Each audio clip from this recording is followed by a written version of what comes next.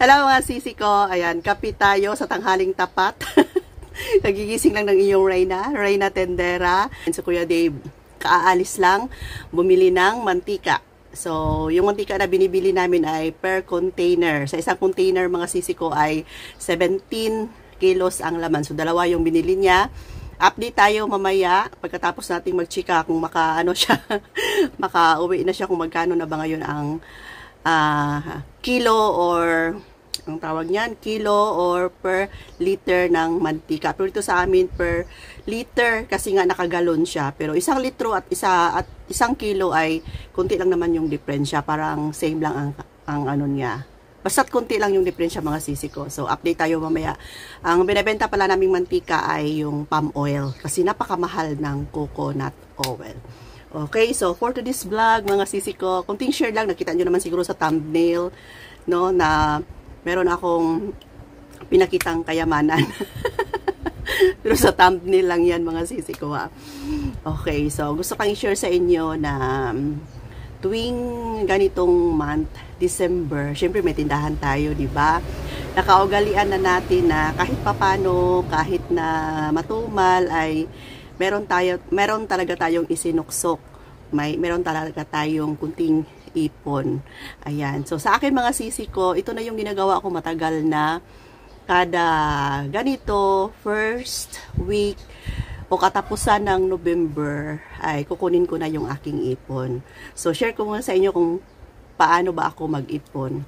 So hindi ko naman tinatago sa inyo na itong tindahan ay source of income namin. So kung ako yung mag-ipon, kailangan talaga limited. Ayan, limited and nakalista yan. Kung magkano lang yung target ko na amount pagdating ng December ay yun na yung exact amount talaga na makukuha ko dito sa tindahan. Kasi hindi ko siya pwedeng pasubrahan mga sisi ko. Diba? Kasi itong tindahan na to ay source of income namin. Hindi ako pwedeng kukuha ng sobra. Not like sa ibang mga kasari natin na kahit na magkano, ayan, hinuhulog nila. Pag may mga coins sila na extra, hinuhulog nila. Ako kasi limited lang. Nakaano talaga yan. May amount talaga yan na kinukuha ko. Hindi siya pwedeng magsobra. Okay? So, ito yung ginagawa ko mga sisi ko. Pag January na, mag-start na akong mag-ipon. Kasi December, wala na. Ginamit ko na. So, January, ang kinukuha ko lang talaga dito sa tindahan namin ay 3,000 pesos. Okay? So, kayo na yung bahala o ako na yung bahala kung paano ko siya kinukuha. So, 100 a day. So, 100 a day. Kung malimutan ko, basta sa loob ng isang buwan, may listahan ako. Ito, listahan ko. Di ba? Oh, may mga listahan yan. Yan. Ayan, kung malimutan ko, lista ko siya, January, 500 yung ihulog ko. So, kung minsan kasi hindi ako araw-araw, di ba, busy tayo, hindi ako makahulog, makalimutan ko.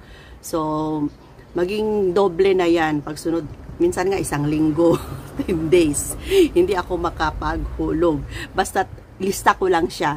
So, lista ko 500, tapos lista naman ako 1,000. Basta sa isang buwan of January, ang pwede ko lang talagang mahulog or mailista ko is 3,000. So, hindi na siya pwedeng magsobra. So, ngayon, target ko talaga siyang i-open November 30. Kaya lang hanggang October 30 lang kasi hindi na talaga kakayanin mga sisi ko kung hanggang November ay maghuhulog pa ako ng another 3,000.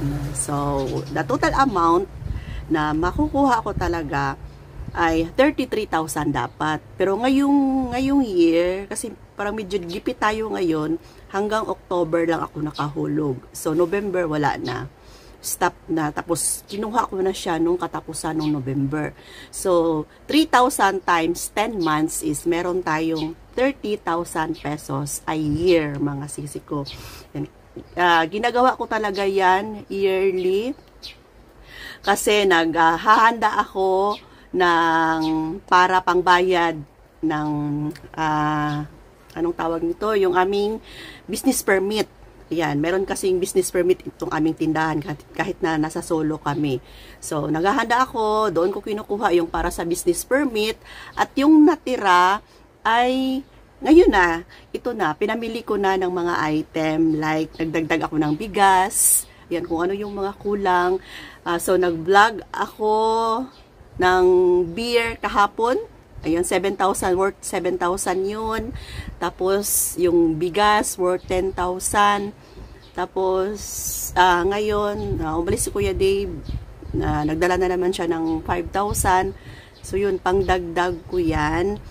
Pag magtungtong na ng December. Kasi, alam naman natin na pag December, kailangan talaga na may stock tayo kahit na papano. So, yun yung ginagawa ko mga sisi ko. So, hindi ko nalang ipapakita yung pera kasi mahirap na. And, nagamit ko na rin. May natira naman, pero ito na lang.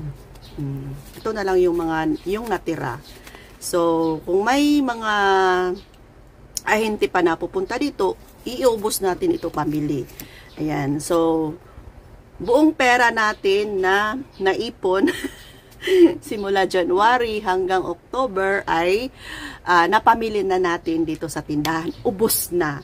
So, vlog ko kahapon, wala nang laman ang wallet ko. Inubos ko na lahat para sa mga stock dito sa tindahan.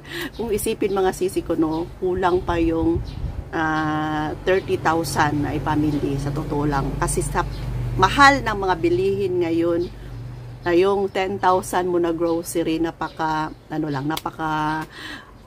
kunting item lang. Kunting item lang talaga yan. So, ganyan lang yung ginagawa ko. Proud pa rin ako na kahit papano, nakaipon ako mga sisi ko. So, basta't ganyan lang ginagawa ko. Hindi talaga pwedeng hindi ako mag-ipon. Kasi nga, pag dating ng December, wala akong madudukot pang dagdag ng mga item dito sa tindahan. So, ginagawa ko talaga yan para hindi ko makalimutan. May listahan ako from January, kung kompleto na ba yung 3,000 ko, kahit na hindi ako araw-araw makapag hulog sa aking lalagyan. Basta 3,000 yung maano ko, ibubulto ko yan mga sisi ko. Maghulog ako ng 1,000, ganyan 500. Basta yan lang, limited lang talaga. Ganyan, limit lang muna tayo ngayon. Kasi nga, sa panahon ngayon, matumal and hindi na rin maibalik yung nakaraan. Tulad ng kanta na kung maibabalik ko lang. So, hindi na maibalik yung dati. Pero at least kahit papano, di ba, nakapag-ipon ako ng ganyang halaga. So, wala nang shopping na para pang shopping, wala na.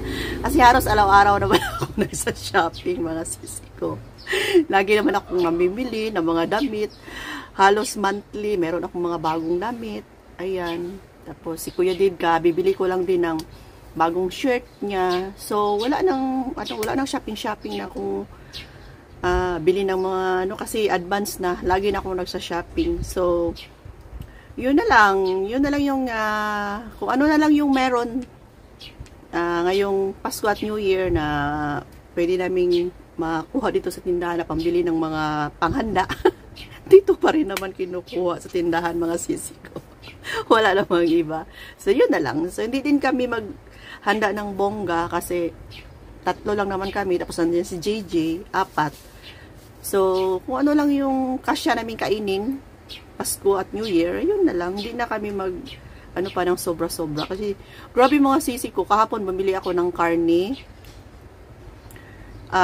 Halos 800 yung ko. Buto-buto ng baboy, paa ng baboy, at saka yung chicken. Kunting chicken lang para sa mga alaga, at saka atay. So, mag 800 na. Grabe no, yung 1,000 mo. Ngayon, parang 100 na lang. No, napaka daling maubos ng natin ngayon, ng pera sa kamahal ng mga bilihin. Ayun, so si Kuya Dave hindi pa dumating, so isingit ko na lang mamaya kung magkano yung presyo na ba ng mantika. Kung hindi ko makalimutan, baka ma-upload ko na to. So ganyan na lang mga sisi ko, kailangan talaga kahit paano mag-ipon para may madukot. Kung may isinuksok, may madudukot. Yan, sana ma-inspired kayo mga sisi ko, and Kahit na matumal, ayan, budget, hindi talaga natin kalimutan yung ating kunting savings. Yan, in case of emergency, pwede din natin naman yung gamitin, di ba? Ayan. Okay, so thanks for watching mga sisi ko. Bye for now. Love you all. Bye!